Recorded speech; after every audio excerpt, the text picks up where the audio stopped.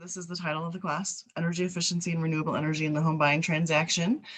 That is my contact info. I will send out these slides as a follow-up, so you have them as reference. There's going to be lots and lots of links throughout the slides, so you may want to reference back here to find some things that we talk about. That is me, and these are my colleagues. I am the Energy Programs Director here in the Walking Mountain Sustainability Department and here at Walking Mountain Science Center. I work with Matt Parker. He works a lot with residential homes and homeowners as they need help, and Sam Phillips, and they help us a lot with commercial and residential both, and with all kinds of a variety of things. So you may talk to them from time to time if you contact our offices over here. But our goal is really to make energy improvements simple and affordable. Nikki, sorry to interrupt. Do you want me to do a polling question and see how many people are familiar, or do you want me to just do that at the end? Or that would be awesome. If you can put one up that just asks if anybody knows anything about a home. Oh, there you go. Thanks. There we go. Let me know if you can't see that. Can everybody see that? And then you know the second one as well, we could put up at the end, Mel? Yep. Yeah, okay, we have that as well. So yeah, just let us know if you've heard about the home energy assessment program. And then tell me when everyone has answered.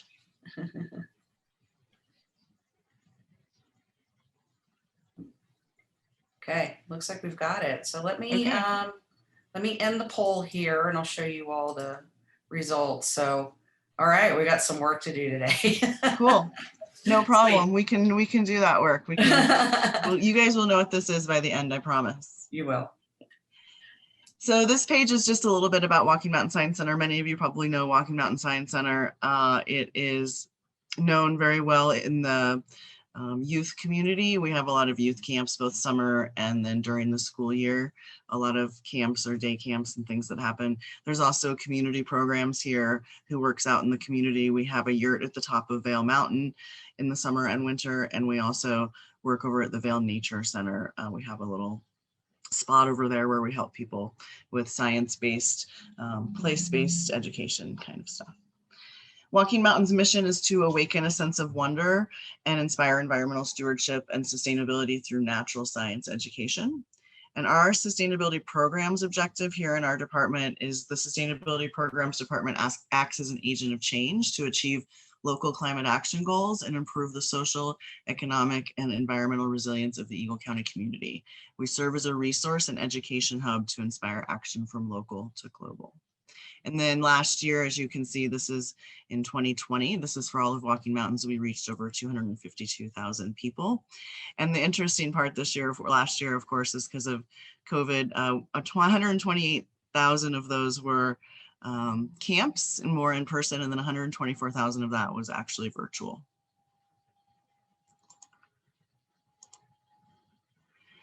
So quickly, what I do here at Walking Mountains, we specifically work with energy and buildings.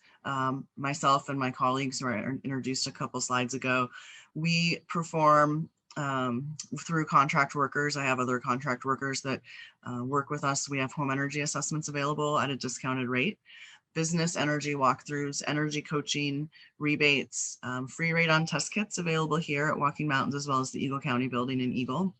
Contractor list available that we have preferred contractors that will work on the things that we're talking about to improve homes. Educational materials, workshops, and trainings just like this. And we also do quite a few other webinars and trainings, and we hope to do more of those in person this coming year. But again, easy access to information and workforce and incentives is really important to us. So Nikki? And I guess I'll add on this page too, just so everybody's familiar, we do service all the way from Vail through Dots Arrow and then up to Red Cliff, and then also out on 131 in Eagle County. So we do not service specifically the area over in the Roaring Fork Valley, but there is a like nonprofit over there that does help them with these same kind of things over there in our other portion of Eagle County. So Nikki? So quickly today, and feel free to interrupt. Meg, do you have a question? Yeah, so your free radon test, is that the same test that we sometimes pay people to go and do, or how do you get the results?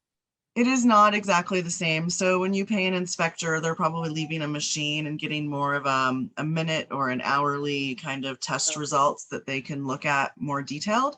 And the one that we have is more of an overall average for the amount of time that the test was left out. And it's like a 24 to 48 hour test. And it's something the person can do themselves. They take home and they open it up, and it's very easy and self-explanatory, as well as there's really good directions there. It's mailed in, and then those results get emailed to the person that writes all the information on the outside of the envelope correctly. We also, when people pick up the radon test kit, ask for them just to fill out a very simple form so we have their contact info, because we do get a list of those results from all the test kits we give away. So if somebody tests high, we want to make sure that they were notified and that they found that out. So we're also sending them an email.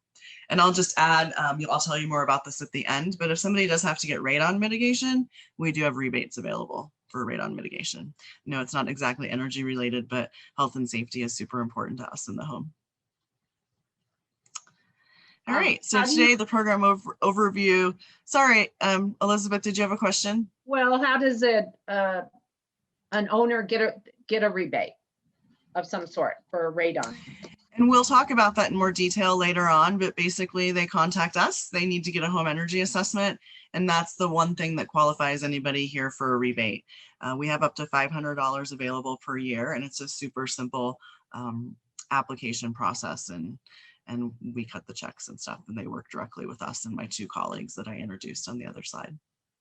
Okay, I'll talk to you about that later. Thank you. Yeah, and if you have more questions after we're done at the end, let me know.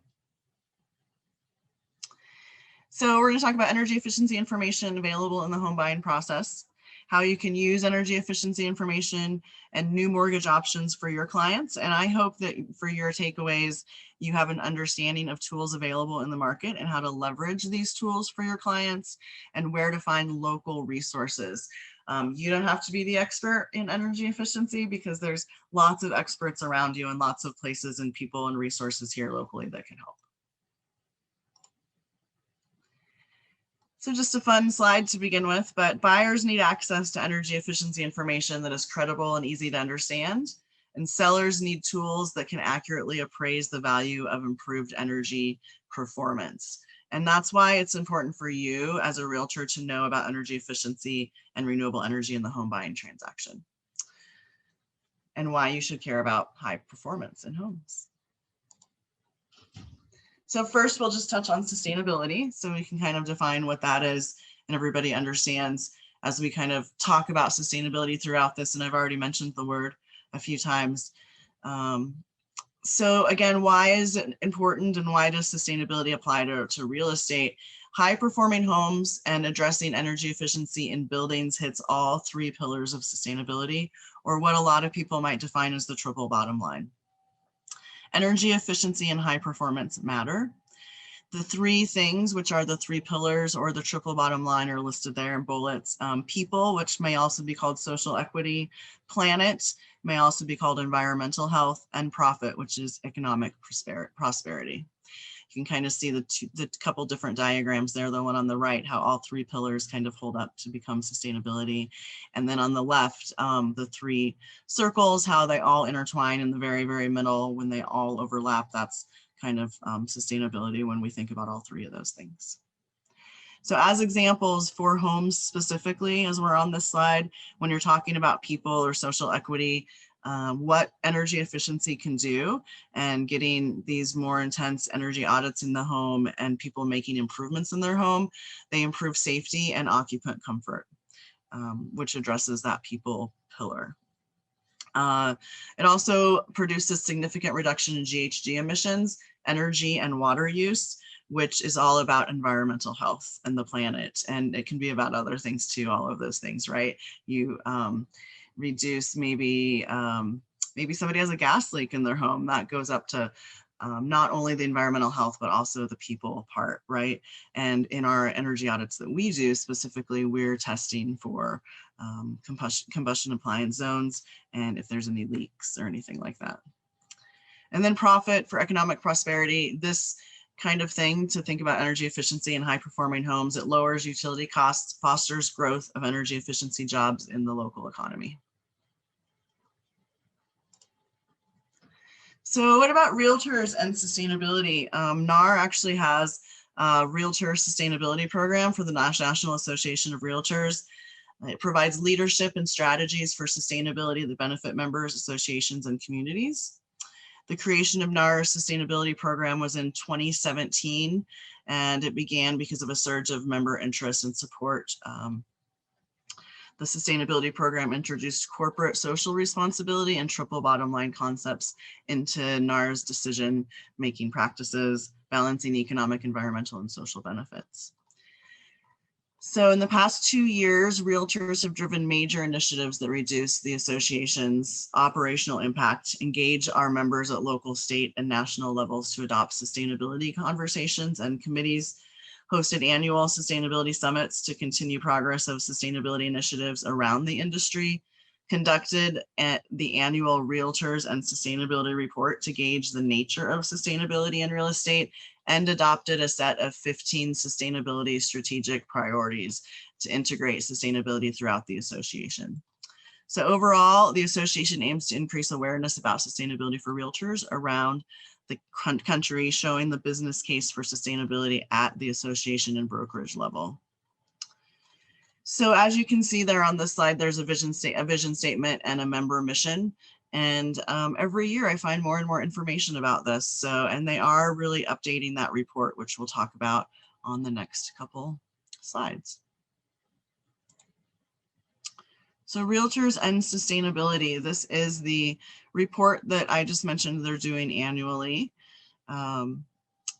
There's a link there, and as you've noticed on other pages have already been by, that there's going to be several links, like I said, through this presentation. And I'll try to make sure the PDF is linked for you so that when you get the PDF, you can actually click on those links. But in March, I think it seems like it's March that they're updating it every year, because they also updated it in March of 2020. These are just kind of a summary here of some of the findings. 36% of respondents reported their MLS has green data fields and that they use those fields. 65% said energy efficiency promotion and listings was very or somewhat valuable. 55% of respondents found clients were at least somewhat interested in sustainability.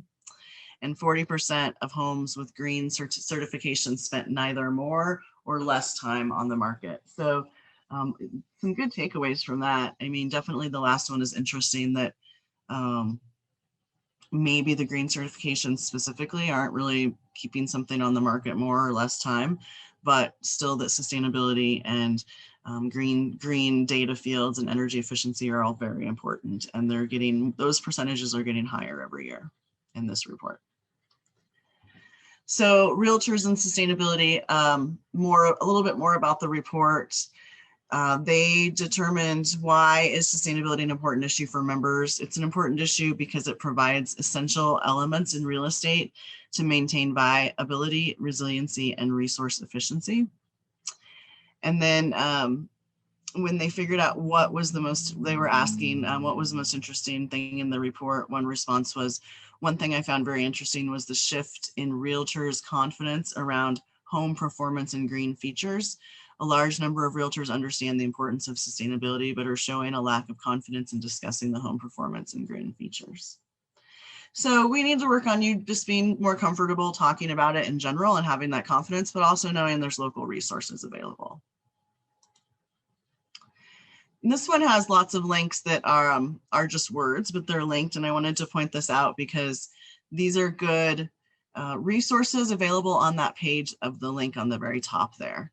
So these are a lot of journals and reports and articles and things like that that you may find interesting when you're trying to learn more and more about sustainability and real estate. And then they have a resource guide, and the link to that is there on the right. So I would encourage you to check out the National Association of Realtors Sustainability Resource Guide. And one thing in the resource guide that I wanted to point out, a couple things that I just kind of pulled out of it, but on the left, you see some green remodeling options. So these are the kind of things that the National Association of Realtors has found are good things and some of the best things to think about in homes when folks are making those improvements or looking for things that are high efficiency. And then on the right there, I am so sorry, I'm not used to this screen that I'm using today. On the right there, you can see they also have sections. These are sections where there's more and more resources under each of these sections for links. So greening of the housing market, some information and references about green living, some references about impact values, some references about resources, studies, and websites. And then there's also ebooks and other resources. This page is just full and full and full of resources for you. The next page I wanted to point out that impact values, which I had highlighted over here, just to give you those resources, to show you an idea of what's listed there and what resources are available to you from NAR. All of these resources, which you can see by the dates are all fairly recent, are going to talk about impact value, which is always, as I know, the number one thing everybody wants to know. Well, what is that? How is that going to impact the value of my property and my home if I have these things? So know that those resources are out there for you. Any questions so far before we move on?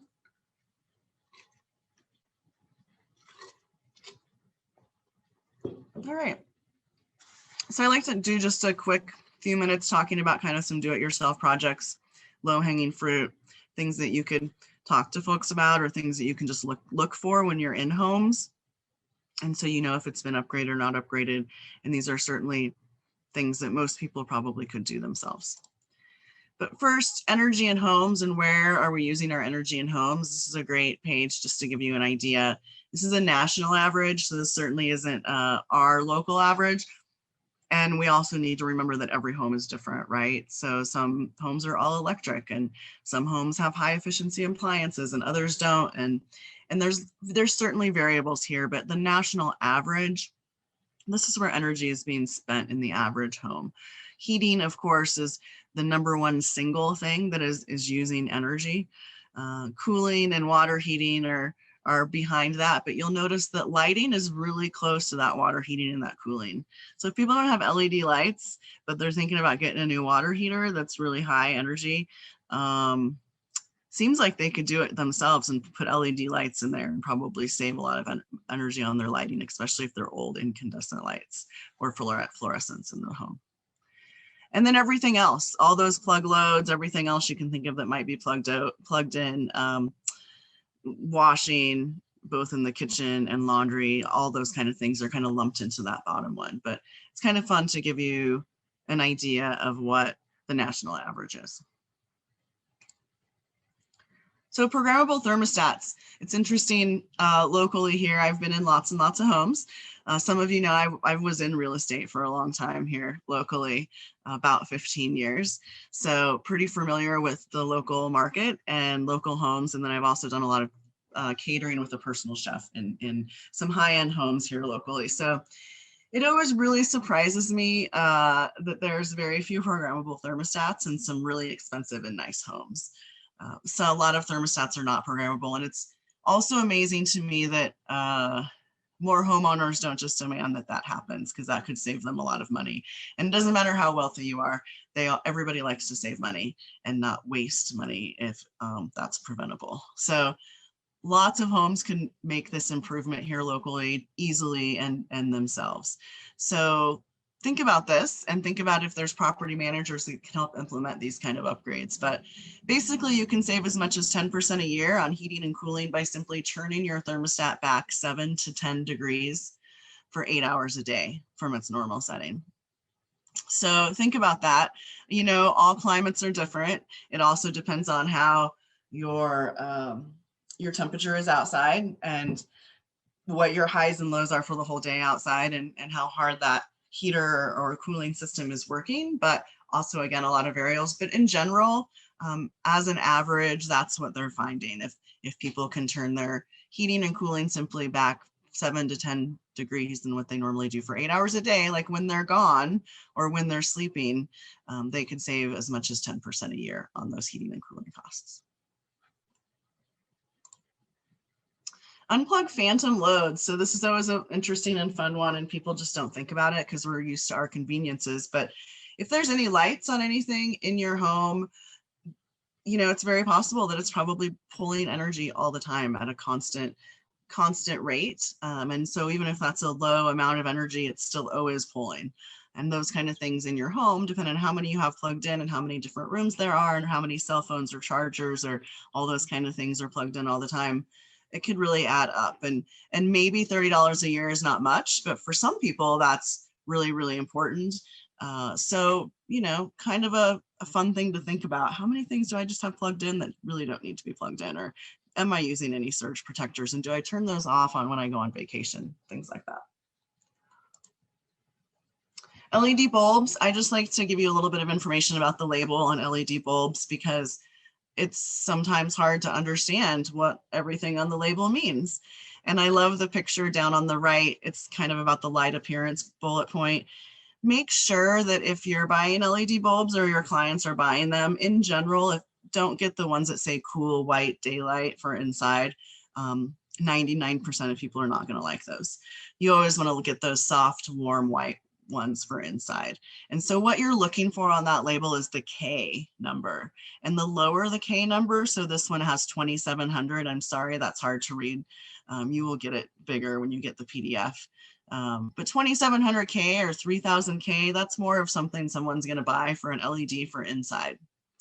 And the cool white, which is usually maybe a garage, maybe a workspace. Some people like that more clean, cool blue light. Then that's going to be more like a 5000K or up. There's even ones that are higher than that. But other things to notice, brightness, it's measured in lumens. So that's not the same as the light appearance. So on the label and it says lumens, that's the brightness. So you could compare different bulbs that you're looking at for brightness, and that would be your lumens. Estimated yearly energy cost, that's based on 3 hours a day and 11 cents per kilowatt hour. That's just what they base the labels on. So know that our rate per kilowatt hour might be a little lower, which it is with Holy Cross Energy. And also note that some people maybe don't use those lights 3 hours a day.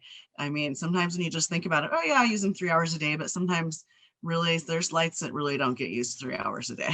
And there's some lights that get used way more during the day, right? So you have to take that life kind of, and it's at a variable kind of rate too, depending on how much you're using that bulb. And then the energy used, of course, is the watts.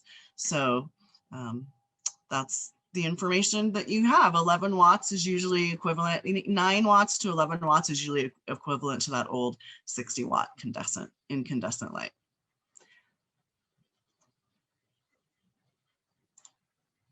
And then one last thing for do-it-yourself and thoughts about homes is your ceiling fan direction, summer mode and winter mode.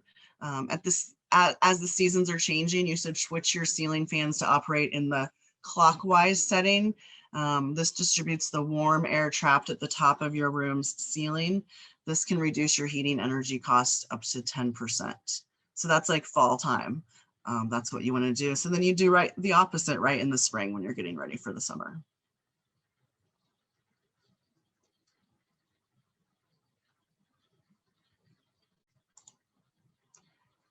So any questions so far? We're going to talk a minute about the Green MLS. We'll try to take a quick break here in like 30 minutes as well. So you guys can just get up and get coffee or whatever you need to do. Okay, so the purpose of the Green MLS really, it aims to increase energy efficiency and the use of renewable energy by introducing information into the home buying process. It's creating a known market, just like it says up there on the slide. Need players to kind of be on board with information and inputting that information and using that information to really create that green MLS that's working properly. But it can be broken into many phases. You know, a while ago, we were in the phase of just kind of creating a Green MLS, but now you all have had a Green MLS for quite a while. So we're really in the phase of getting people to know there's a Green MLS and use those fields, and then maybe adjust those fields and make them work for your association, for the VBR, for what you all need and what you're doing and what you want to share with people. Make sure the green fields that you have are appropriate, or implement ones that would be more appropriate, that would help you sell properties and market them. So I already kind of talked about these bullet points, but the 3 overlapping phases are implementing the fields and tools, increasing use and retrofits, which is really what we're doing right now. And then hopefully we get to that maintaining the market where energy efficiency and high performing homes are really just part of general practice. And that's what everybody's considering and doing and makes important. But the ability to value and educate on high performing homes increases market penetration of high performing homes. So as you all learn and others have learned in this class, the more you start to use these things and do them, the more high performing homes that will be out there.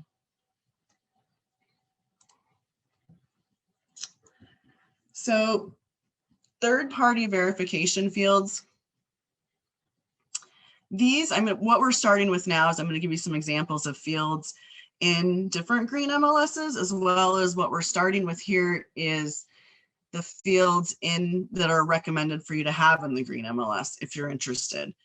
There's a whole list of how to green your MLS and what the recommendations are out there available. If anybody's ever interested in that, I'm happy to send you the links to where to find that information.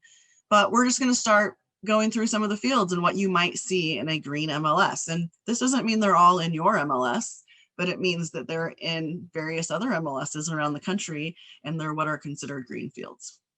So third-party verified fields, this would be things like LEED for homes, passive net zero home, home performance with Energy Star, a HERS index score or home energy score. We're going to talk more about these ratings and these verification kind of entities. And more specifically, I'll tell you what the HERS index score is and the home energy score is, so you can kind of compare those and know that all these are different and they all have different criteria.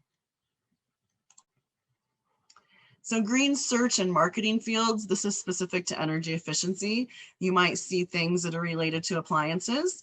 Energy Star is very important, and that's the purpose of having fields like this, so you can tell people when there's Energy Star appliances. Lighting, you might have options for LED and or Energy Star, which are also important. Heating, cooling, ventilation, again, Energy Star rated. There might be other more detailed heating, cooling, ventilation fields for energy efficiency, like type of equipment and things like that. So that's just an example of it being potentially Energy Star, but there could be more details there too. Home energy management system, so programmable or smart thermostats, smart home monitoring systems, things like that. That might be a field that gets incorporated. For energy generation, some of the green MLS fields you're going to see, of course, is PV solar, and that could be third-party owned, direct ownership, pre-wired, grid tied, or off-grid. I will tell you most of it here is attached to the home and attached to the grid. But it is really important to understand how that's owned on a home and if it's all paid for and those kind of things. So keep that kind of stuff in mind. Wind turbines in place and pre-wired. You can have both those options. Some people actually do have different types of properties with some wind turbines on it, not the big, huge ones, and there's also ones out there today that you can put on individual homes if they let you in those developments do that. Net metering is something that Holy Cross Energy has and offers so that people can see hour to hour what they're using for their electricity locally. So if you're not familiar with the green data button on Holy Cross Energy, something you should talk to Holy Cross Energy about and really get familiar with how to log into your accounts for Holy Cross Energy and really see your data on an hour to hour basis. That's pretty cool. Renewable energy credits. There's going to be a place potentially for you to put if there's renewable energy credits on that home. Some sustainability fields you might see, conserving methods for construction materials and what those look like, regionally sourced materials, what those might look like that are part of the home, recycled materials, and then renewable materials. So all of that stuff could potentially be fields that you're going to see in a green MLS. Water conservation, water smart landscaping, green infrastructure, low flow fixtures. These are things you might see and that would be important when it comes to water conservation for a home. And then for, this is specifically field samples from the National Association of Realtors Green MLS Implementation Guide, which is kind of what I mentioned earlier. So these are specific field examples that they provide and say, use them if you like. Here's all this information. You can edit them to be how it works and what's appropriate and what you're seeing in your climate and your environment and your communities. But here's what they recommend. So cooling, air source heat pump, ground source heat pump, evaporating cooler, Energy Star qualified equipment, Energy Star qualified installation. So construction materials, there's a whole list of construction materials there that would be considered green, that they would recommend you put in your Green MLS. And then appliances, which we already mentioned as well, Energy Star, Energy Star, Energy Star when it comes to appliances. And then green energy efficiency. So appliances, construction materials, electrical lighting, exposure or shade for the home, heating, cooling, ventilation, home energy management, and incentives. That's kind of ideas and a variety of what green energy efficiency would mean. Green energy generation, we kind of talked about that on the other slide, but PV solar, grid tied, wind turbines, net metering, those kind of things. Green indoor air quality, so containment control, moisture control, ventilation, integrated ventilation, and then integrated pest management. So those kind of things are considered green indoor air quality measures. And then green locations, which is also important. Is it a walkable location? Is there public transit near it? And is there a walk score? If you look up walk score online, you can get a walk score for properties. And that's a numeric field. It's not specifically in your MLS, but if you're curious about what that means, just kind of look that up online. So this was Vail prior to 2018. I'm not sure if you have any updated fields since then, but take a look and see where these fields are located in your MLS and how you find them.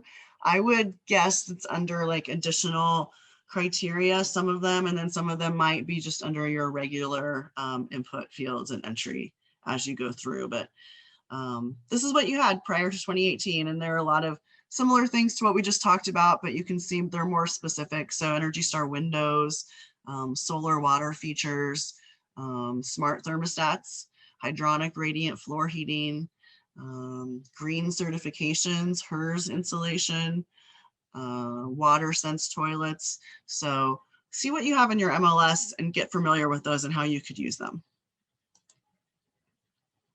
So any questions about the green MLS before we move on to home rating systems?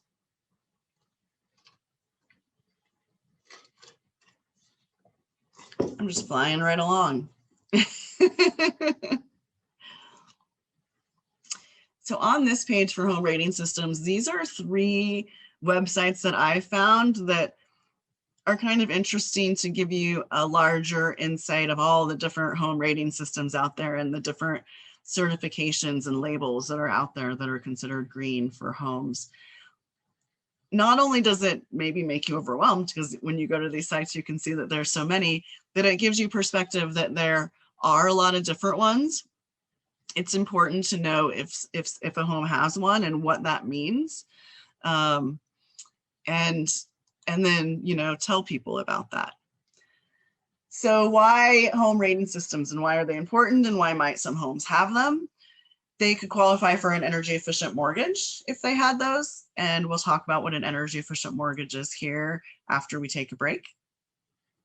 And they could allow for a comparative buying based on energy performance. So when you qualify for energy efficient mortgages, an energy efficient mortgage allows the homeowner to finance energy efficiency improvements at competitive mortgage rates instead of high commercial loan rates. In order to qualify for an energy efficient mortgage, the homeowner needs to have their home with a HERS rating for performance first, or some of them now take different ratings or different materials, but generally a HERS rating is what really helps for those. And regarding allowing for comparative buying based on energy performance. So obviously consumers are able to easily shop for cars and appliances based on their efficiency, thanks to energy guide labels and miles per gallon stickers. But this still isn't the case for many homes in the United States. So that HERS rating, or those HERS rated homes and the HERS index scores, they kind of tell home buyers at a glance how energy efficient those homes are. And that means they can make informed decisions when choosing a home. So it's beneficial, right, to have those, and it should make the home more valuable, and it should be able to market that home better. So first, we're going to talk about the HERS rating, which is the Home Energy Rating System Index. Is anybody familiar with the HERS index rating? So in HERS index rating, I will tell you, is most common on new construction and new homes and new builds. It is kind of expensive, kind of depending on how you're doing it and who's doing it, and the process, and how you do the first few times somebody visits. The more somebody has to visit, obviously, if you have to fix things and make them better, the more expensive it gets. But the Home Energy Rating System Index came from ResNet, so the Residential Energy Service Network. They created it, and it's based on an index where the lower the number, the more efficient the house. So by conducting a blower door and duct leakage testing, the HERS rater compares the home to a reference home, and that's a model home of the same type, size, and shape, and they get a relative score. So as an example, a HERS index score of 0 is a net zero energy home that produces as much energy as it uses. A home compliant with the 2006 International Energy Conservation Code, or the IECC, they would receive a score of 100. So that's 2006. So in comparison, a home with a HERS index score of 60 is basically 40% more efficient than a 2006 IECC compliant home. It was established in 2016. That's why that base home is it was established in 2006. That's why that base home is from 2006. And it's assessed by a qualified, the property is assessed by a qualified third-party certifier based on the physical characteristics of the house. The energy estimates from this assessment may vary depending on the lifestyle of the occupants, increasing utility expenses, and changes in the maintenance or characteristics of the energy features. So again, the lower the HERS index score means better. So lower equals more efficient home. And as you can see on the slide, it talks about how the average HERS index rating in Colorado is 56. Or 44% better than a home built in 2006.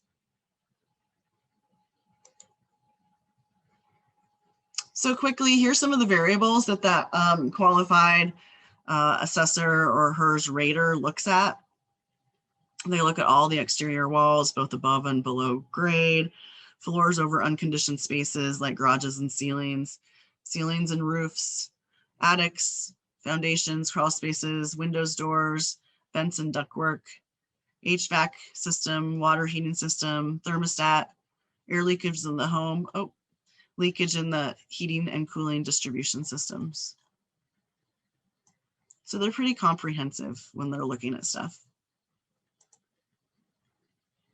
So that is the HERS index rating. The next thing we're going to talk about is the home energy score. So HERS is abbreviated HERS, as you can see there, Home Energy Rating System. HERS. Now we're going to talk about HES, which is Home Energy Score. You know, it's not confusing in any way. So this was developed, the Home Energy Score was developed by the Department of Energy, and they developed it because they felt like there needed to be more of a low-cost way to estimate a home's energy use in comparison to the HERS.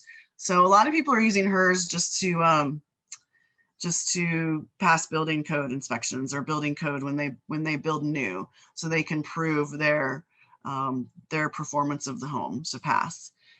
So that's it. So HERS can be used on anything. It can be used on an existing home, but often it is just used on a new home.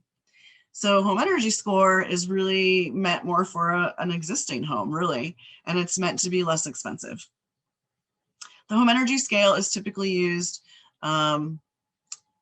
for an existing home, like I said, and it ranges from 1 to 10. So it's a little different. I'll show you on the next page.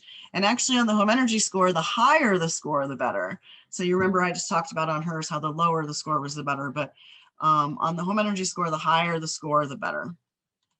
So it estimates the home's total energy use, not energy use per square foot. So a larger home will most likely score lower on the scale than a smaller home. And it's a gauge of how much energy the home might use and is determined after a walkthrough of the home. So the assessor collects around 50 data points, and those are like insulation grade, window type, information on heating, cooling system, those kind of things. This is more similar to a miles per gallon rating like a car. It allows homeowners to compare energy performance of their home to other homes in the area. It provides homeowners with suggestions for improving their home's efficiency. And it really just starts with a home energy assessor collecting energy information during a brief home walkthrough. So that could be like 30 minutes to an hour, depending on the home, is how long someone would really need to be there. Efficiency of your house is rated based on its age, size, and heating, cooling, and water systems. And it'll be a score, like I said, of 1 to 10. Currently, I don't believe there's anybody locally doing a home energy score, unfortunately.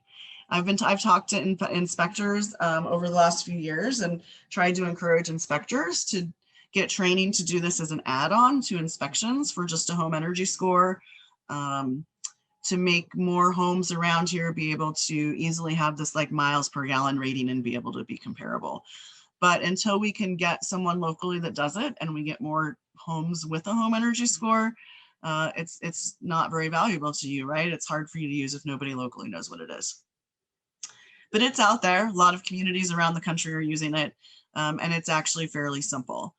We did it for a while here at Energy Smart Colorado at Walking Mountains about 4 years ago, but then we stopped receiving funding from the Department of Energy, from Colorado Energy Office in order to complete those.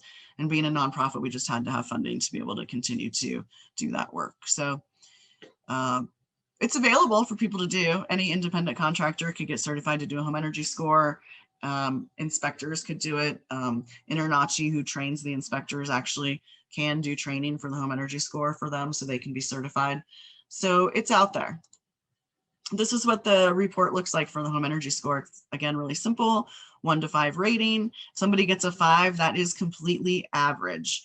10 is the best, of course, but then it also gives ideas for improvements and all that estimated energy numbers and use for your home. It's a really much easier digestible piece for a homeowner to see and look at and understand than something like HERS rating, or maybe even what we do in the home energy assessment reports, which are very detailed and multiple pages.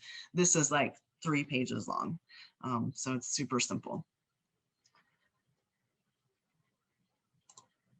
So now here's the 2 rating systems side by side. On the left, you have the home energy score. On the right, you have the HERS index, just so you can compare them and notice how different they really are. And I guess what this example really is for you is helping you understand that there's, again, so many rating systems out there, and it's important to know what rating system a home has and what that means if you find out they have that. So if you are going to list a property that has it's rated in some way or has some kind of certification or label, find out what that means so that you can really talk more educated about that home.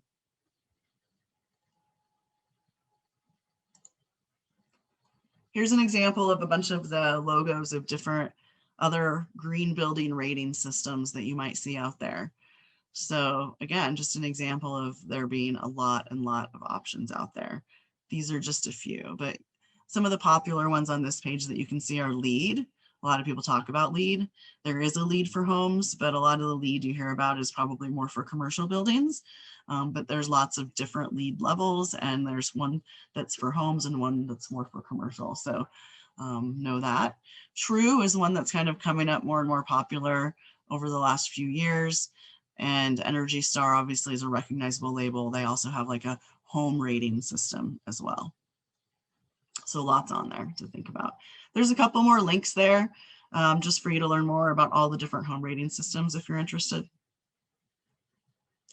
So next, we are going to talk about financing and mortgages. So maybe we'll take a break before that time. So don't forget cash out refi when interest rates are good. This may be a good option for paying for home energy improvements. I'll just say that right away. So this could be at the point of sale, or it could be a cash out refi. So quickly, energy efficient mortgage, abbreviated EEM, you might hear it EEM. But loan products, these are loan products that take a home's energy efficiency into account when determining the qualifying ratios for a buyer. The rationale is that an efficient home will result in lower monthly bills and potentially make buyers of such homes less risky borrowers than others. An energy improvement mortgage, which is an EIM, can be used to make energy improvements. So your home will improve with EEM or EIM upgrades. If you've ever looked around for solar panels or other types of energy efficient upgrades to your home, you know they usually require a lot of money up front, and their financial benefits can take years to kick in. That's the great thing about getting an energy improvement or energy efficient mortgage. You can finance your costs and start saving almost immediately. Additionally, you can live in a more energy efficient home and possibly increase the value of that home at the same time. So an energy efficient mortgage program can help you do the following. It can help you get money to invest in energy efficient upgrades for a new house. It can help you qualify for a larger mortgage to pay for a house that is already energy efficient. Qualify you for money for green renovations when refinancing a mortgage. Can make older homes more comfortable and more affordable with lower utility payments. Help you use less energy to maintain the temperatures in your home and therefore lessen your family's footprint. The energy efficient mortgage means comfort and savings. So whether you're buying, selling, refinancing, or remodeling your home, you can increase your comfort and actually save money by using the energy efficient mortgage. It's easy to use, federally recognized, and can be applied to most home mortgages. So keep these in mind. There's two great links there that will tell you more just in general about what an energy efficient mortgage program is. And now I'm going to tell you about some specific ones. So energy efficient FHA loans, the link is at the very top, HUD.gov, to find out more about the FHA energy efficient ones. I apologize, the text here in the upper right isn't that clear, but basically these are the kind of things you can do. For those loans, you can replace a furnace or cooling system, fix or replace a chimney, attic insulation, crawl space, pipes, air ducts. You can replace doors and windows, and also install active or passive solar technologies. So back in 1992, the Department of Housing and Urban Development initiated the energy efficient mortgage as a pilot demonstration in 5 states. In 1995, the pilot was expanded as a national program. Energy efficient mortgages recognize that reduced utility expenses can permit a homeowner to pay a higher mortgage to cover the cost of the energy improvements on top of the approved mortgage. So under its EEM program, the FHA insures a borrower's mortgage used to purchase or refinance a principal residence and the cost of energy efficient improvements to be made at that home. The borrower needs only to qualify for the loan amount used to purchase or refinance a home. The borrower is not required to be qualified on the total loan amount with the portion of loan used to finance energy efficiency improvements. So like all FHA insured mortgages, the loan is processed, approved, and funded by a lending institution, such as a mortgage company, bank, or savings and loan association. After the mortgage closes, FHA insures the loan to protect the lender against loss in the event of payment default. So keep this in mind. There's lots more information you can find out about on that link. For example, like talking about an energy package and what that means, getting a home energy assessment, making improvements, and all those types of things.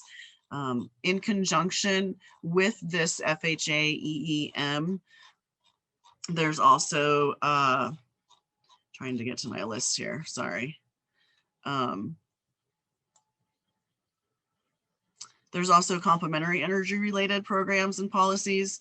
So you can look at section 203K of the rehabilitation mortgage. An EEM may be combined with any FHA Title II mortgage, including the section 203K rehabilitation mortgage program.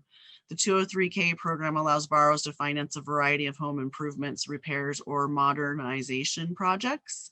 An energy package from the EEM can be layered on top of those improvements to be made under the 203K program. So there's also energy efficient homes. When a home being financed meets minimum energy efficiency requirements, the FHA permits the borrower's qualifying ratios to be stretched by 2% points above the standard limits. This stretch recognizes energy savings and allows a borrower to qualify for a higher loan amount. The stretch ratio is permitted. Sorry, jeez. I'm not doing very good with my mouse today. I do apologize. The stretch ratio is permitted for an energy efficient home may be used with any FHA insurance Title II program, including energy efficient mortgages and section 203K rehab mortgages. There's also solar and wind technologies. So under FHA's solar and wind technologies policy, borrowers can have a higher mortgage amount in order to pay for the cost and installation of new solar and wind energy systems. A new solar or wind system must be made at the time of home purchase or refinance. And then there's weatherization. The FHA has a weatherization policy, which allows borrowers to finance up to $3,500 to pay for basic weatherization items, such as thermostats and insulation. So check out this website, but basically to apply for FHA insured energy efficient mortgage, you need to contact an FHA approved lender. Excuse me. So next we're talking about real quick that Freddie Mac has the Green Choice mortgages, and that's their solution for energy efficient home improvements. Borrowers can reduce utility expenses and apply those savings towards other monthly housing expenses to help maintain home affordability. You can finance with this energy and water efficiency improvements or repairs through the refinance of an existing home. Purchase a home and finance future energy and water efficiency improvements or repairs through their mortgage. So that is the Freddie Mac option. There's also a VA home loan that is for energy efficient homes. So going green and saving. So many people are becoming more interested in going green with their home, both because it's good for the environment and because you can save some serious money doing so. So with the VA, EEM, as well as the EIM, there's a VA, EEM, and EIM, so energy improvement mortgage or energy efficient mortgage. Many veterans and service members can upgrade their homes to an energy efficient status and put the cost of doing so into their home loan. Those are the kind of things on the right that you could roll into that loan. So water heating, insulation, weather stripping, garage doors, thermostats, water heater, windows, doors, heat pumps, permanent AC units, solar heating and cooling systems, furnaces, and vapor barriers. For Fannie Mae, it's called the MultiFamily Green, this is it's not called that. This is one of their options. It's a MultiFamily green financing. You can see there's a link on the bottom that will give you a lot more information. But essentially, if you're ready to cut the cost and access lower interest rates, Fannie Mae Green Financing provides the best green financing tools on the market. This one, it's a simple approach to finance greener multifamily properties. There's a suite of green mortgage loan products that Fannie Mae offers to benefit borrowers who invest in energy and water efficiencies, including preferential pricing and additional loan proceeds for energy and water efficiency retrofits. And this is a really great one for you to know about. It's more of an independent standalone, not a mortgage. This is just if anybody needs a loan for doing energy efficient upgrades on their home, whether it's an emergency situation or not. The state of Colorado has this great loan program called Renew. So check out that website at the bottom. so the Elevations Credit Union, it's right there. I was going to say, so this is through Elevations Credit Union, and they're pretty well known for doing energy efficiency loans and energy improvement type of loans. So check it out. These are the loan terms, at least the last time I gathered this information. So I apologize if it's a lot of data. It's been about 6 months, so I'm not sure. But check out that website for more information. Again, standalone product, they can borrow from 500 to 50,000, and the kind of things they can finance are space heating and cooling, insulation and air sealing, water heating, energy analysis and monitoring, windows and doors, Energy Star appliances, lighting, and then solar PV and solar thermal, with some great rates, low fixed interest rates. This is CPACE. You may have heard about this. This is for commercial buildings, industrial and agricultural, nonprofit, multifamily, and that would have to be 5 or more units. But CPACE is an awesome option as well. I cannot say those 2 words in a row together. But it's called the Colorado Commercial Property Assessed Clean Energy. And basically 100% can be financed, no out-of-pocket costs. Can be combined with utility incentives. It can be transferred upon sale and does not accelerate. So this is attached to the property, and the kind of things that you can do for this funding is automated building controls, building envelope work, high efficiency lighting, hot water systems, roof upgrades, water efficiency, recycling energy, and more. And here's another loan product that's out there, funding opportunity, basically the National Energy Improvement Fund. It has a simple and transparent and fair financing, means the rate, and it means that the rate is locked in for the term and not subject to change like many credit products offered through retailers and manufacturers. Special features include you can finance 100% of your energy improvement. There's true fixed rate, fixed monthly payments, terms up to 10 years, no adjustable rate, teasers, surprisers, no lien on your home, no home equity required, no penalty for prepayment, fully supported energy lending specialists available, and they'll only work with approved contractors. And that's the same thing, both with this National Energy Improvement Fund and the Renew. And I believe probably CPACE, they have to be approved contractors. So the contractors you work with or the homeowner works with to get any 3 of these, they have to be on those individual lending contractor lists. Any questions about that, energy efficient mortgages, lending, financing available? I'm definitely not a mortgage broker or an expert at that. So now you should have enough information that there's stuff out there. I encourage you to talk to the regular lenders that you work with and talk to them more about these kind of options and see what they have available. So what can you do for buyers and sellers? This is the part of the presentation you've all been waiting for. A lot of important stuff here. We're going to talk about what you can do for buyers and sellers, and then we're going to talk about actual documents available for you to document these features in a home. So seller wants an efficient home, or seller has an efficient home. So find out if the home is energy efficient and market it. The seller or the homeowner gets a home energy assessment maybe, or a home energy score. Those kind of things are going to tell them more information about the home and provide them some more details that they in turn could use to put on an official form to provide you so you can market that information. But be sure when you know that information, you're utilizing the idea of form, function, and performance. And what I mean by that is form, function, and performance. Form and function, you all do really well at now. But as far as performance and the home performance, that's something you should also talk about in your general remarks. So instead of just the expensive high-end kitchen appliances that are there and how the home is laid out and what type of rooms are available, think about how high performing that home is. And if there's Energy Star rated things in there, put those words Energy Star in your comments. If you know there's walkability and that it's more of a sustainable all around kind of property, put that information in your general comments. But like I said here, add remarks to the MLS like Energy Star appliances.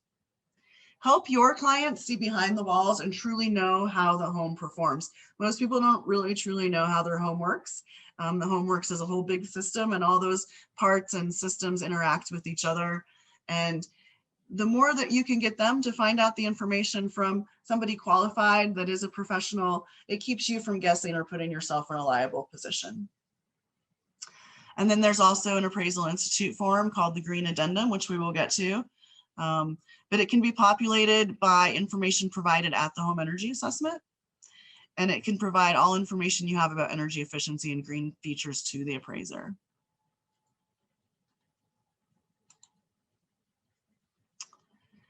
So your seller has an efficient home.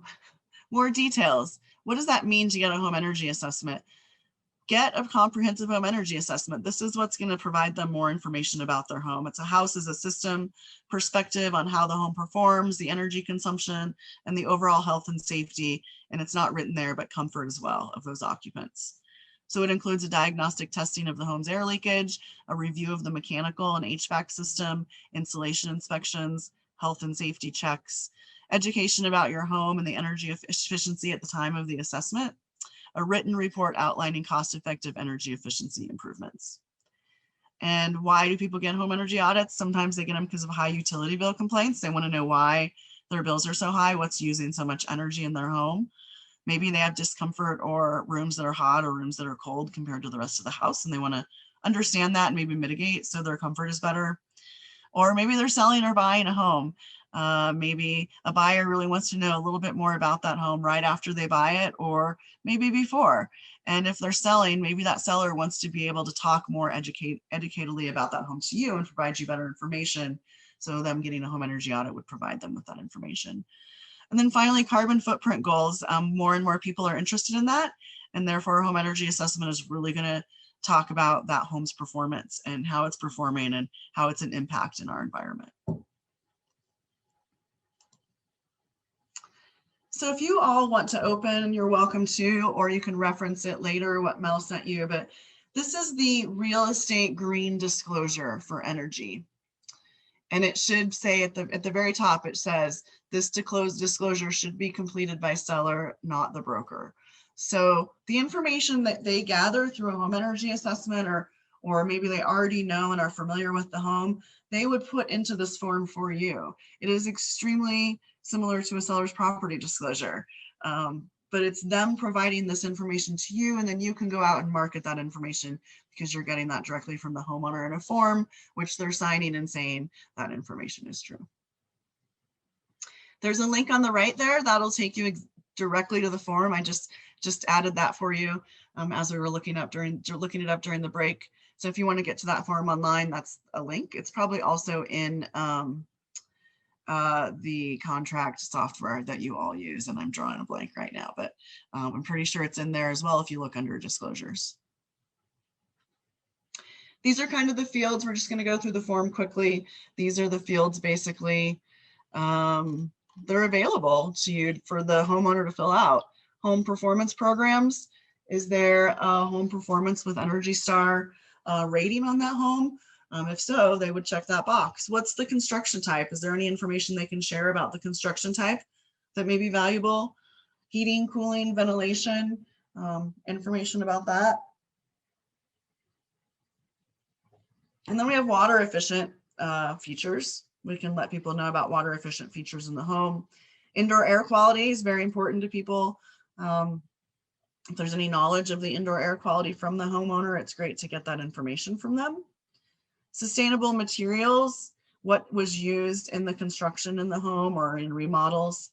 And then energy features. Again, you'll see Energy Star there. Energy Star, also kind of some orientation questions and things like that. But the more they can give you about that stuff, the better. And then at the end of the form, there's a whole box for additional comments. And then above that, as you can see, there's Energy Star and refrigerator, range oven, dishwasher, clothes washer, any appliances that are Energy Star. They should really point that out to you, and you should just talk about that in your MLS listings. But there's options there for them to make additional comments. Maybe there wasn't a space that's something they want to tell you about, they could certainly put that there. And then just a signature from them.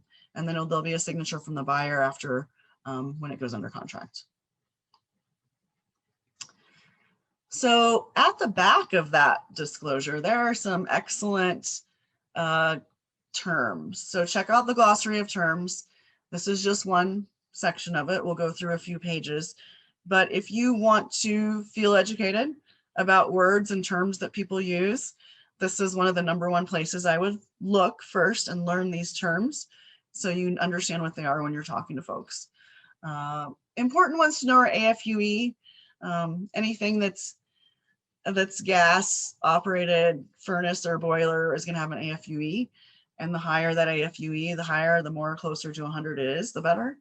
The lower, the worse, less energy efficient it is. Automated lighting controls, to understand that. Again, Energy Star, Energy Star, Energy Star you see on there. So read those and understand what that means. Gray water systems.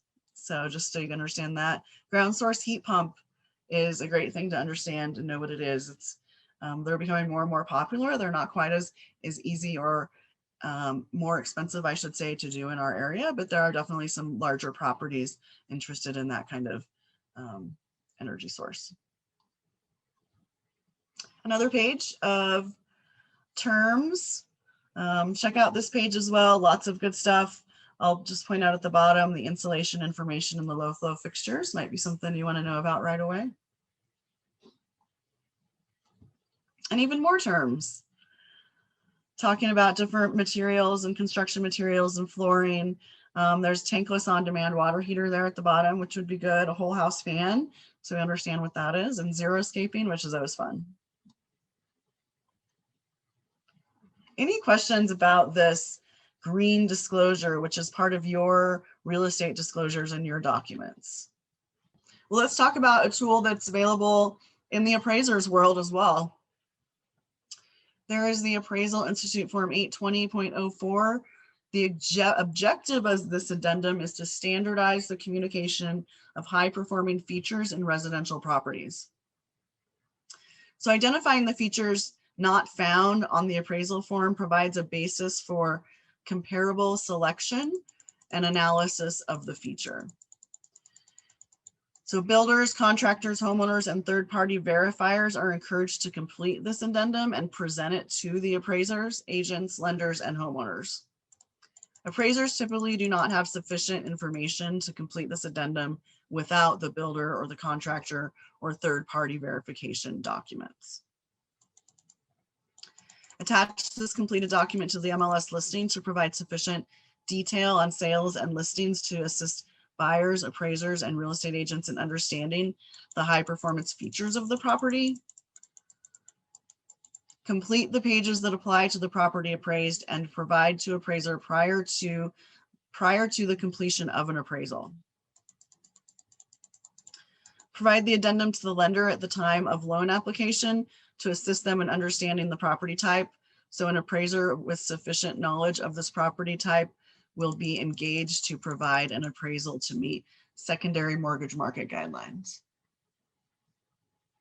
There's a good link there at the bottom that will take you right to resources that they make available to appraisers, as well as a link to this form. So here's what the form looks like. I like on the beginning how they talk about what green building is and what the 6 elements of green building are, and they kind of just define that at the beginning. Those are good things for you to read and become familiar with. And here's, we get into some of the fields that they have available on this form.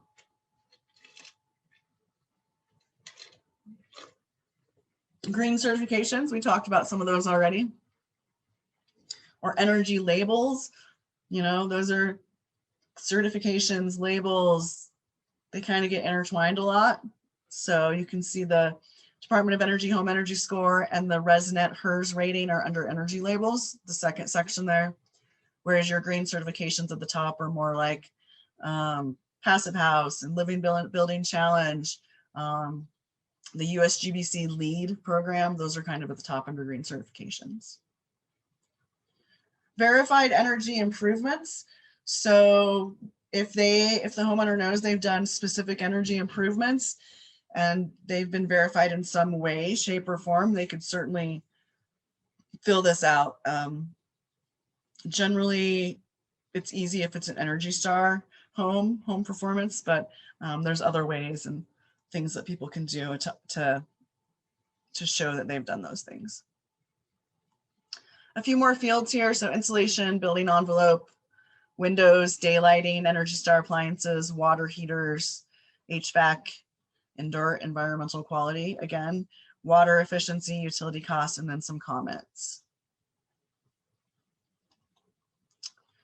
For solar panels specifically, there's a whole section on the appraisal document.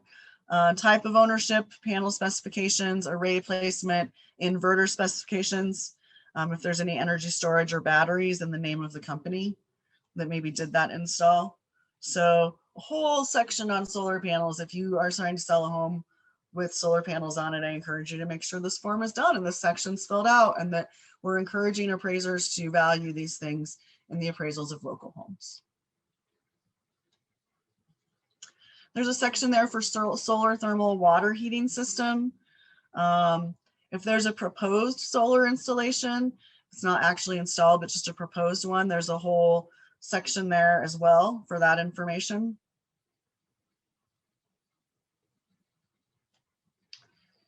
And then the location, we already talked briefly earlier, we were talking just about sustainability, about the walk score and location of the home or the property. That's location and site when it comes to sustainability and green and energy features. So there's a whole section on that. And then incentives, amount of incentives and terms. So the following items are considered within the appraised value of the subject property and based on effective date of value. So again, you'd have to be pretty detailed in that section on what those federal, state, or local incentives were and the terms. So it's understood what improvements were made or what kind of incentives were provided for the performance of that home. And just like the real estate green addendum, disclosure, this appraisal green addendum also has a glossary and some additional resources there at the top.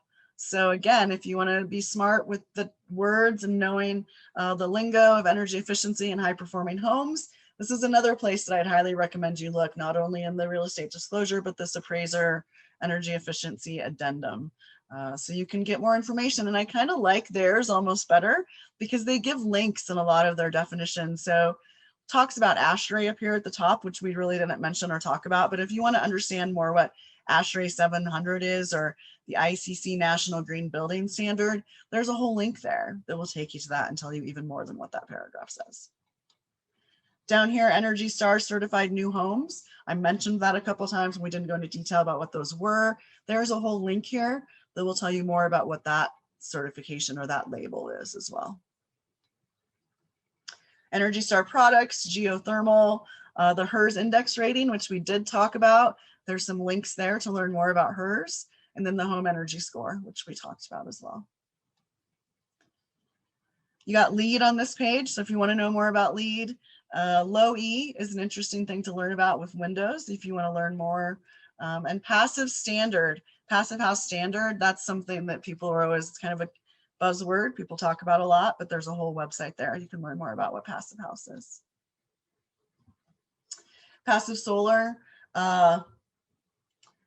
rain garden, smart house, water heaters, water sense, whole building ventilation, zero energy ready home.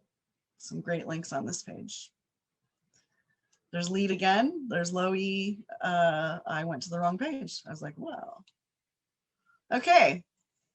Green Building Glossary of Terms. This is just something that the Green Resource Council, the websites at the very top there, has provided for Green Building Glossary of Terms. Again, if you want to know more about what these definitions really mean of these words, when somebody throws these words out there, this is a really, really good resource. And there's a few pages of this, as you can see. All right, so now let's get to the buyer. Your buyer wants an efficient home. So where is a good place to start for your buyer? You can start at Energy Smart. There's a local Energy Smart program here. That's what I run here at Walking Mountain Science Center. We also have a central website, energysmartcolorado.com. There are Energy Smart Colorado offices and programs all over the state run by different entities and nonprofits throughout the state. You could provide a welcome gift to your buyer of LED light bulbs, even if it's just for one floor or room, if they don't have LEDs. If a furnace or hot water heater replacement is part of the contract or inspection resolution, ask for the Energy Star equipment for a replacement. That will obviously show your client that you are interested in them having an energy efficient home if that's something that's important to them. Talk with your local FHA and VA approved mortgage broker or your conventional Fannie Mae lenders about EEM features or renovation loan products. And know where to send your clients. That's a big one. So a local energy coach sponsored by utilities or your local nonprofit Walking Mountains Science Center. We have energy coaches here. Know where to send your clients. And there's other people that do this stuff every single day that can talk to them more about energy efficiency and high performing homes and help answer their questions and guide them more in the right direction.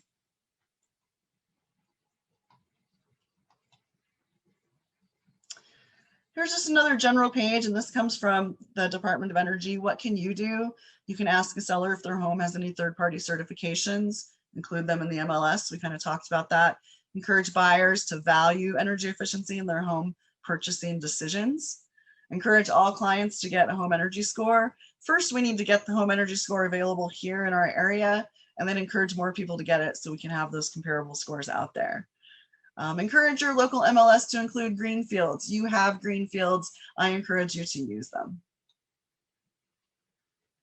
Again, here's just another page of references. Home inspection we talked about.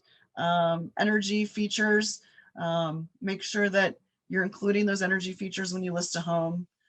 Learn about the language and definitions.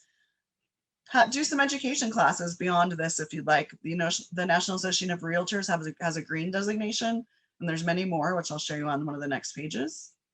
And then encourage home inspectors you work with to become qualified home energy score assessors. And I have some links there of people that they can contact, that whole paragraph there at the bottom. If you really want to encourage local inspectors to do this, there's some links right there, how they can get more information. Here's some designations just for you as a realtor, if you want to set yourself apart from other realtors and have more of this green designation. Like I said, there's NARS designation on the top. There's also an eco broker, and all those things in those bullet points are what you learn as an eco broker, that you would be able to say that you have that designation and those qualifications and that expertise to set you apart from other realtors. Federal income tax credits, there's lots out there. These are all for, I think what we did was this was for 2020 when we put these out. So these probably will need to be updated here in the next few months as we learn more about what's up there. But just to give you an idea, there are federal income tax credits out there. A lot of people don't know that you can get actually credits for insulation and roofs, windows, water heaters, things like that. If you've done that within the year, when you go to do your taxes, there's tax credits available for those kind of things that you've upgraded. So over here on the right, there's also new homes tax credit available. I believe that's a link. If it's not, we will get that fixed for you. Commercial property tax deductions. And then there's two links at the top will give you a lot more information. So the energystar.gov and the smarterhouse.org. Any questions so far? I'm going to talk about some local resources, but anything we've talked about up till now that you have questions about. So there's a lot of information in this class, and I know people feel that at the end. So hopefully I'm presenting it in a good enough digestible way where you know there's a lot of resources out there for you to reference and to find more information or to send your clients to somebody else that does know that can help you out. So let's talk about your local resources.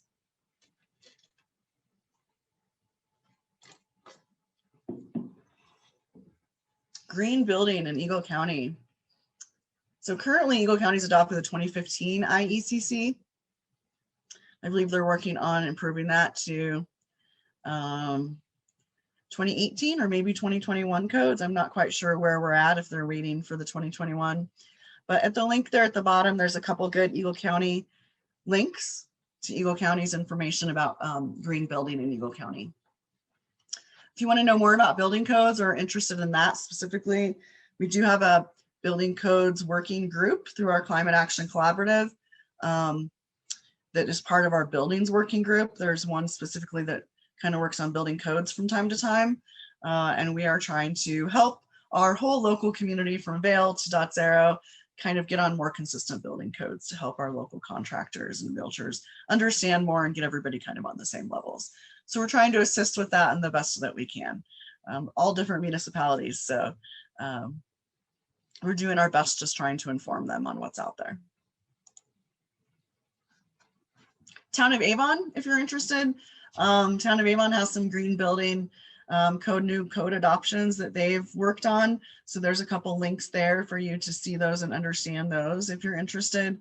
Solar ready provisions, EV ready standards, increasing energy standards on new gas appliances, and requiring minimum electric services to be provided so that homes are more solar ready and those kind of things. So these are the kind of things we're hoping more people will adopt, and so that they'll be out there and available. So I mentioned this already, but let me tell you a little bit. We have a local climate action plan that you all may or may not know about. We developed that in 2018. No, that's wrong. 2017, I believe, was when we went and developed the climate action plan. And so we used a 2014 baseline when we developed that climate action plan and our goals. And then this last year, we updated our goals to be more in line with the state of Colorado. And so our current goals, you can see them here, is in 2030, have 50% GHG emission reductions. And that's from that 2014 baseline. And the state of Colorado emission reductions is also that same goal. So 50% GHG emission reductions by 2030. And that's what we're working towards right now. There's a link down there at the bottom right. If you want to learn more about the Climate Action Collaborative, Kim Schlepper's information is on the top there on the right. She's our Climate Action Collaborative project manager and really the expert on everything happening with our efforts towards our climate action plan goals here locally. Everybody here at Walking Mountains in the sustainability department really has goals within their individual programs of contributing to these larger goals of the climate action plan. And if you're interested, or if any of your clients are interested, I put a fun link there that says calculate your carbon footprint. And you can do that individually and just for fun, calculate your carbon footprint.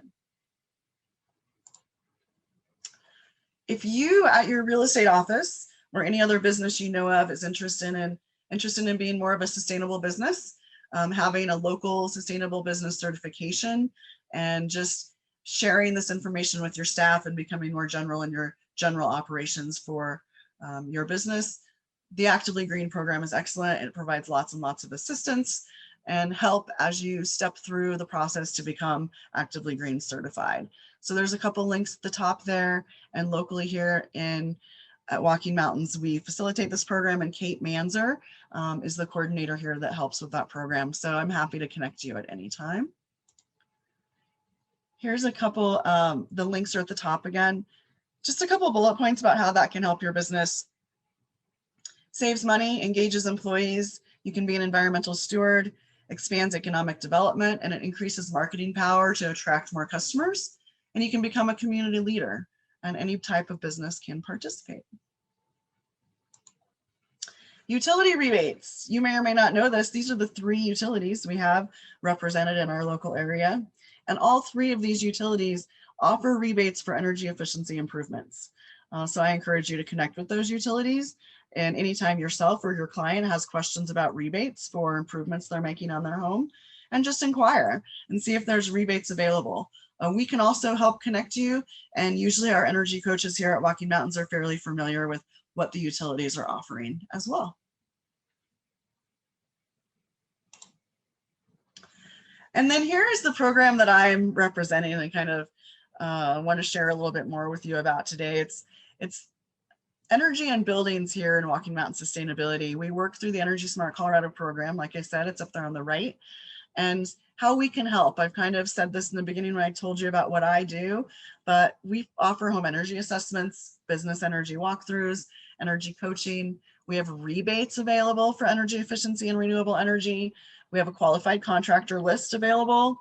We have some income qualified assistance if anybody's income qualified at 90% AMI or less.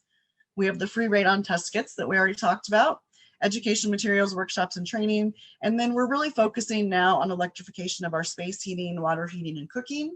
And to just explain that a little bit further, with those goals of a 50% reduction by 2030, in order for us to get there and to get beyond those goals after 2030, we really need to start having more purely electric buildings, simply because our electric grid is getting cleaner and cleaner every day. So Holy Cross Energy locally has a goal of being 100% renewable on our grid by 2030. So that will be a huge impact in our climate if we have more buildings that are all electric at 2030 when they become 100% renewable grid. Excuse me. So energy in homes and businesses, this is how we can help. These are the 3 simple steps. We want to get you some information. We want to introduce you to a workforce that can help. And then we want to get you some incentives to bring the cost of those projects down. So basically making energy improvements simple and affordable. These are the ways we prefer people work with us in this order, but it's not always the right, or it's not always the order people do work with us in, right? Some people are further along. We want to try to help people wherever they're at, but we do highly encourage them to start with gathering information, and we can help with that. So I already talked about in a previous section kind of what it means to get a home energy assessment. So this slide is very much a repeat, and I'm going to skip over it. But you can reference back this slide if you're curious about what we are offering through our home energy assessment program here through Walking Mountains. So energy in homes and businesses, rebates. These are the type of projects we will rebate. Homes, we have available for homes up to $500 a year. For commercial projects and businesses, we have available up to $1,000 a year. So each year they would be eligible for that. So maybe one year they've put in some thermostats and LEDs, and the next year they need to get a water heater. Each of those years they'd be eligible for $500, up to $500. A home energy assessment or a walkthrough for the business is required before we would process a rebate. So we want to visit their property before we'll give them a rebate. And we do have some special incentives in the town of Vail, which I'm going to tell you about in a minute, but you can reference this slide later. I'll also email you our brochure and our detailed rebate list when I send out the follow-up, and you'll see many, many more details than you see right here about all the rebates we have available. Rebate rules, I kind of mentioned this already, but $500 a year, each calendar year for a home. And we won't exceed 50% of the project cost. And we also consider the utility rebates. So with our rebate and the utility rebate combined, we won't rebate more than 50% of that project cost, but they still only have $500 available per year. They must apply within 180 days of the date on the invoice. And we do require various proof of things, but very, very simple. They just work with us locally. It's not a hard process, and we're happy to help. So electrification, I wanted to talk quickly about this since I just mentioned a few slides ago. We're really promoting electrification and trying to help folks in homes and businesses make this happen. To the right there's that website, loveelectric.org. I would encourage you to check it out. It's a new website that the Colorado Beneficial Electrification League has come up with lots of great resources about going all electric, about heat pumps. There's some educational stuff on there. There's some contractors on there that work on these kind of things. It's a great reference website, which will continue to be updated. But basically, we have some electrification incentives for both homes and businesses that are above and beyond our regular incentives and completely separate than that. So if someone is electrifying, so they're going space heating, they're going from gas to electric, water heating, cooktop, clothes dryer, or a fireplace, we would rebate a home up to $3,000. We won't exceed $3,000 a project, but we still have that max of that 50% project cost on there, just like the other rebates. And we do still require the home energy assessment. for them to get this. But $3,000 is a much better incentive than $500 if somebody's trying to electrify anything in their home. But we want to make it more obtainable for them.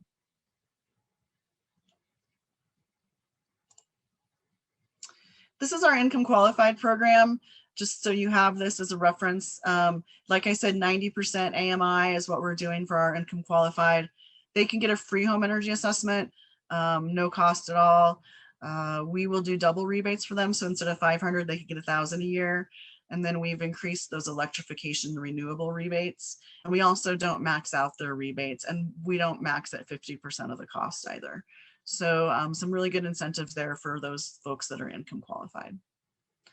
And I can get you guys a chart. I'll add a chart to this page before I send it out so you can see what that means, what 90% AMI for the household actually means.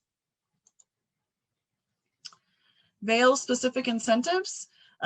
Just in the town of Vail, if you work with anybody in the town of Vail or you live in the town of Vail, you can get a free home energy assessment. The town of Vail has contributed more funds for us to make sure that the residents in the town of Vail can get a free home energy assessment. I don't think I mentioned earlier, normally the home energy assessments cost all over the valley $100 for a 3,000 square foot home or less. And then the price goes up if the home's larger than 3,000 square feet. But in the town of Vail, it doesn't matter the size of the home, the assessment is free. So I'd highly encourage anybody in the town of Vail to get this home energy assessment. It's free. And it's just really valuable information for them to learn about their home. No strings attached. They don't have to do anything. We'll just provide the report, detailed information.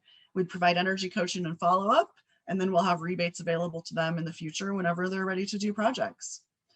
In addition, there's double rebates in the town of Vail. So again, instead of 500, those folks that are in homes in the town of Vail can get up to $1,000. And we'll actually go up to 75% of the project cost instead of that normal 50%. And there's a quick rebate checklist for you to look at in the future as you're thinking about rebates for yourself or your clients. They have to get a home energy assessment. We'll provide some energy coaching. We want to talk with them about rebate requirements. They do a quick rebate application. They give us some documentation. And then we also make sure they're getting their utility rebates. So upcoming webinars and trainings, this is my last slide. There are more than this, but I did it pretty quickly. I want everybody to know there's a heat pump webinar coming up on June 15th at 5:30 for the folks that are doing new construction. So this is for consumers, builders, anybody interested in learning more about a heat pump and heat pump options in new buildings, new homes, new buildings. It's very specific to new construction. However, if you're just curious about heat pumps, it's still going to be an excellent webinar. It'll last for like an hour, maybe a little bit longer with some questions depending. But we have a great instructor and great heat pump information if you want to learn more. So tune in. And then in the fall, we're going to have another whole series of consumer heat pump webinars, more about existing homes and different heating systems and stuff. So stay tuned for those. And then every month, the first Wednesday of each month at 3, we talk about a different building science principle. This month, it's actually a couple weeks late. So on the 16th, this month at 3 p.m., we're talking about attics. You can learn all about attics and what that means for a high performing home. Look on our website, walkingmountains.org/events. All of our events and our webinars are listed there on the calendar, and there's registration links there, but I can always connect you. Feel free to email me. So just a reminder, this is us. That's me on the left. There's some contact information, and we're here to help you locally. We are your local resource. We want to be, and we're in constant communication with utilities and other folks too, so we can make those connections for you. And just to leave you 5 minutes early, as a reminder, as a real estate professional, you can be the bridge between your clients and the energy information that they want. What kind of questions does everybody have? Oh my God. So to get this home energy assessment, is there a way to sign up online or just call you directly? There is an easy way to sign up online. If you go to walkingmountains.org/energy, okay. You'll see the For My Home section and sign up for an assessment. Pretty easy and self-explanatory if you just go there, but I'm happy to send you the link anytime if you just want to shoot me an email. You can also email energy@walkingmountains.org, which is on that slide that's up right now. that will get all three of us, and then the first person available will respond to you and give you whatever information that you need. So if you don't remember that website, no problem at all, but it's also at the bottom of that screen, walkingmountains.org/energy. So where Hey, do you Mel, guys do you get want to your put up funding a, for all these results, all this rebates? sorry, Meg, where do we get the funding? Yeah. We get a good amount of funding from Eagle County from what's called an exterior energy offset program. So any exterior energy that's built and created in unincorporated Eagle County, they have to pay into a fund. And some of that money in that fund goes to us to provide rebates to the local community. We also just get funding from local municipalities. So Town of Vale gives us quite a bit. We get some money from Town of Avon, a little bit from Town of Eagle, and then we get some utility rebates. So when we do an assessment, some of those utilities are happy that we're doing assessments on properties that are using their utilities and that we're helping people save money and become more energy efficient. So they give us money back for completing those assessments. So all of that money together pays for the discounted assessments as well as rebates. Second. Oh, I'm just wondering, like, what percentage of homes are energy smart or efficient in the valley, or where are we at with that right now? I think it's probably pretty hard to tell because not all homes have had home energy assessments or home energy ratings. So I think it's hard for us to know. We just a flat percentage number of how many are considered energy efficient or high performing. The more that get evaluated, the more that get rating systems or maybe the home energy score in the future, then we'll be able to see those kind of things. How many assessments do you do, like a month or a year? So we do about 200 home energy assessments a year on average. And the program here locally has been going since about 2011. The start kind of fluctuated, but so even if you say 2012 to now, so roughly 8.5 years maybe. So